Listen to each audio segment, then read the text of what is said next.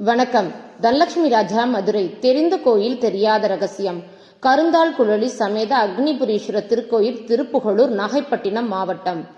அக்னி பகவான் தந்தை சாபம் பெற்று பாவ விமோசனம் பெற சிவனை வழிபட்ட திருத்தலம். இத்திருத்தலமானது பானாசுர தீர்த்தம், அக்னி தீர்த்தம் கொண்டு வெளியே 4 புறமும் அகழி வடிவில் வெளிச்சுற்று பிரகாரத்துடன் காணப்படும் ஒரே சிவத்தலம். இங்கு இறைவனார் சரண்யபுரீஸ்வரர், பிரத்யக்ஷவரதர், கோணபிரான் எனவும் அழைக்கப்படுகிறார். இத்திருத்தலத்தில் அக்னிபுரீஸ்வரரை நோக்கி தவம் செய்து பூஜித்த அக்னி பகவான் உருவச்சிலையின் விக்கிரமத்தின் தோற்றமானது தலையில் 7 சுடர், 5 கரங்கள், 3 காட்கள், 4 கொம்புகள் என அபூர்வமாக காட்சியளிப்பது காண கிடைக்காத அரிய காட்சி. இக்கோயிலின் சிறப்பு எங்கும் காணப்படாத முப்பிறவி பாவங்களை நீக்கும் அற்புதமான தலம். அதனாலே கடந்த காலம், நிகழ்காலம், எதிர்காலம் என முக்காலத்திற்கும் தோஷங்களை நிவர்த்தி செய்ய சிவபெருமான் முறையே பூதேஸ்வர், வர்தமானேஸ்வர், பவிஷேஸ்வர் என தனிச்சன்னதிகளில் கோயிலுக்குள் கோயில் என பக்தர்களுக்கு அருள்பாலித்து பொருள் செல்வம், கல்வி செல்வம், வேலை வாய்ப்பு தரவல்லக்கூடிய திருத்தலம்.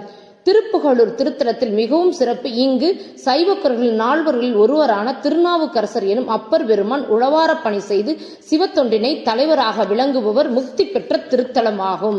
இக்கோயிலில் அம்பாள் கருந்தார் குழலி மருத்துவச்சியாக கர்ப்பிணி பெண்களுக்கு சுகப்பிரசவம் பார்த்து வெள்ளை புடவை அணிந்து மருத்துவத்திற்கு காணி நிலத்தினை காணிக்கையாக ஏற்றுக்கொண்டதால் சூளிகாம்பாள் என்ற திருப்பெயரும், சுகப்பிரசவம், பிள்ளைப்பேறு வேண்டுவோர் வெள்ளை புடவை சாற்றி வேண்டுதல் வைத்து நிறைவேற்று நலமகராஜன் சனிதோஷம் விலக இங்கு காக்கை தோளில் சுமந்தபடி அனுகிரக மூர்த்தியாக சனீஸ்வர பகவான் காட்சியளிக்கிறார்.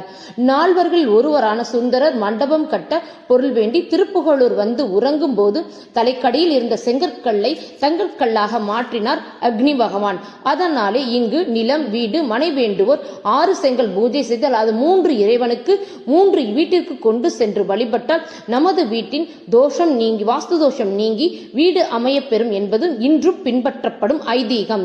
வீட்டில் உள்ள அனைத்து வாஸ்து தோஷங்களையும் நீக்கி வாழையடி வாழையாக வீட்டில் கடன் நீங்கி செல்வம் நிறைந்து வாழ திருப்புகலூர் அக்னிபுரீஸ்வரர் அருள் புரிவார். எங்கள் சேவையாளர் குழு 25/5/2025 அன்று கும்பாபிஷேக திருப்பணிக்காக மயிலை கபாலீஸ்வர திருக்கோட்டத்தின் பிரம்மாண்ட உளவார பணியினை மேற்கொண்டு எங்களுடைய பணிகளை செய்து அக்னிபுரீஸ்வரர் திருவருடன் சிறப்பாக செய்து முடித்தோம். 5/6/2025 அன்று 3000 ஆண்டுகள் பழமையான திருப்புகலூர் அக்னிபுரீஸ்வரர் திருக்கோயில் கும்பாபிஷேகம் கோலாகலமாக நடைபெற்றது.